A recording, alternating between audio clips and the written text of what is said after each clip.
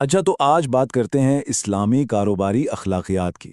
اب یہ صرف کچھ رولز اور ریگولیشنز کی لسٹ نہیں ہے، نہیں، بلکہ یہ ایک پورا سسٹم ہے، ایک ایسا نظام جہاں ایمان اور تجارت ایک دوسرے میں گہرائی سے جڑے ہوئے ہیں۔ تو آئیے مل کر اس دلچسپ دنیا کو سمجھتے ہیں۔ ایک سوال جو اکثر سننے میں آتا ہے، کیا کاروباری اخلاقیات اصل میں ایک دوسرے کی ضد ہیں؟ مطلب، کیا بزنس اور ایتھکس ایک ساتھ چل بھی سکتے ہیں؟ کہیں بزنس کا مطلب صرف خود غرضی، لالچ اور بس منافع ہی تو نہیں؟ یہی وہ سوال ہے جس کے گرد آج کی ساری بات گھومے گی، اور اسلام اس کا ایک بہت ہی دلچسپ جواب دیتا ہے۔ اور جواب وہ یہاں سے شروع ہوتا ہے۔ دیکھیں، اسلامی نقطہ نظر سے زندگی کا ہر پہلو، چاہے وہ کاروبار ہی کیوں نہ ہو، روحانی اقدان اور الہی قوانین کے تابع ہے۔ یہاں مقدس اور دنیاوی کی کوئی تقسیم نہیں ہے، بلکہ حقیقت تو یہ ہے کہ کسی کا کام بھی اس کی عبادت کا ایک بہت اہم حصہ بن سکتا ہے۔ چلیں اب پہلے حصے کی طرف بڑھتے ہیں۔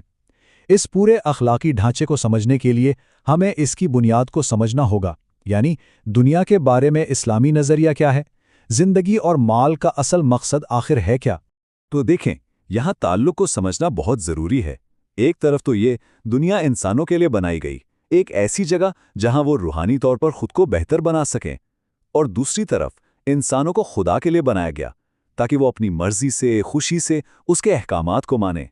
تو اس پورے نظریے میں دنیا خود کوئی منزل نہیں ہے، نہیں، بلکہ یہ تو منزل تک پہنچنے کا ایک بہت اہم ذریعہ ہے۔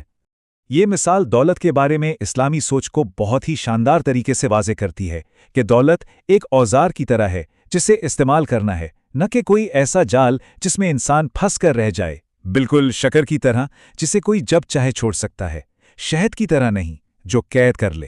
تو پھر سوال یہ ہے کہ روزی کمانے کے عملی اصول کیا ہے؟ آئیے دوسرے حصے میں دیکھتے ہیں کہ اسلام انسانی کوشش اور خدا پر ایمان کے درمیان کس طرح ایک خوبصورت توازن قائم کرتا ہے۔ یہاں ایک بہت ہی کلیدی تصور ہے، توکل۔ اب اس کا مطلب یہ نہیں ہے کہ بس ہاتھ پر ہاتھ دھرے بیٹھ کر انتظار کیا جائے، نہیں، توکل کا مطلب ہے کہ پہلے اپنی پوری کوشش کی جائے، ہر ممکن کوشش، اور پھر نتیجے کے لیے خدا پر بھروسہ کیا جائے۔ یہ ایک فعال اعتماد ہے، کوئی غیر فعال انتظار نہیں۔ وہ مشہور کہاوت ہے نا، پہلے اپنے اونٹ کو باندھو، یہ اس پورے تصور کو دو آسان سے سٹیپس میں سمجھا دیتی ہے۔ پہلا قدم، اپنا کام پوری طرح سے کرو، تمام ضروری اقدامات اٹھاؤ۔ دوسرا قدم، پھر نتیجہ اللہ پر چھوڑ دو۔ یہ عملی حکمت اور گہرے ایمان کا بہترین امتزاج ہے۔ یہ قول اس بات پر زور دیتا ہے کہ محنت اور لگن یہ ایمان کا ایک بنیادی حصہ ہیں، کوئی الگ چیز نہیں۔ دنیاوی کاموں میں سستی کو دراصل روحانی سستی کی علامت سمجھا جاتا ہے۔ اچھا، اب ذاتی اصولوں سے آگے بڑھتے ہیں۔ تیسرے حصے میں ہم بات کریں گے بازار میں انصاف کے اصولوں پر، یعنی گاہکوں اور معاشرے کے ساتھ ڈیلنگ کرتے ہوئے عملی اخلاقیات کیا ہونی چاہیے۔ چوری شدہ لگام کی یہ کہانی ایک بڑے سادہ سے معاملے سے شروع ہوتی ہے۔ ایک شخص کو ایک کام سونپا جاتا ہے، لیکن وہ بے صبری کا مظاہرہ کرتا ہے۔ اور یہاں کہانی کا اصل نقطہ سامنے آتا ہے۔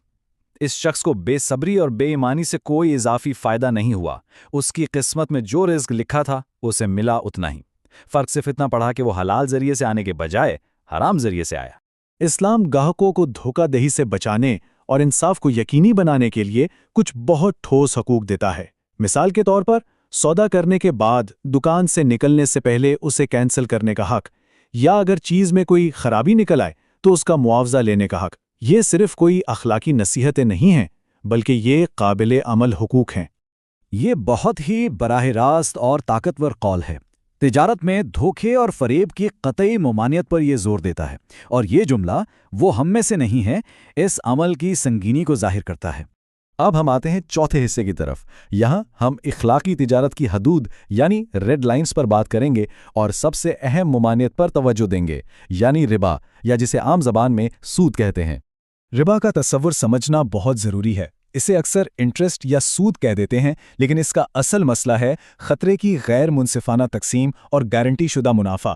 دیکھیں، جائز تجارت میں تو دونوں پارٹیز رسک شیئر کرتی ہیں، جبکہ ربا میں سارا کا سارا رسک قرض لینے والے پر ڈال دیا جاتا ہے، اور قرض دینے والے کا منافع بالکل پکا ہوتا ہے، چاہے کاروبار میں نفع ہو یا نقصان۔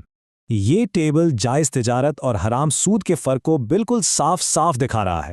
تجارت میں رسک شیئرڈ ہوتا ہے اور منافع غیر یقینی، जबकि सूद में रिस्क सिर्फ एक पार्टी पर होता है और मुनाफा पहले से तयशुदा होता है।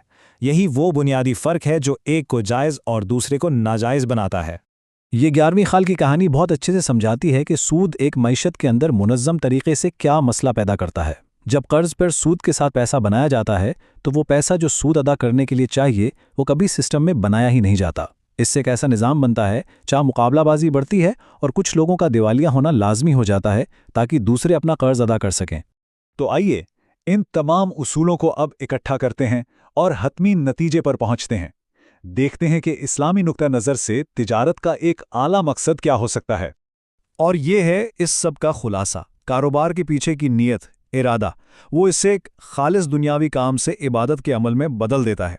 अगर मकसद अपने ख़ानदान की देखभाल करना है, दूसरों की मदद करना है और अपनी मजहबी जिम्मेदारियां पूरी करना है, तो फिर यही कारोबार आखिरत की तैयारी का एक जरिया बन जाता है। और आखिर में हम इस एक सवाल पर बात ख़त्म करते हैं।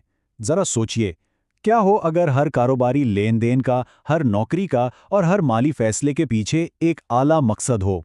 इस इखलाकी ढांचे को अगर आज के जदीद कारोबार पर लागू किया जाए तो हमारी मईशत और मुआशरे पर इसके क्या असरात हो सकते हैं।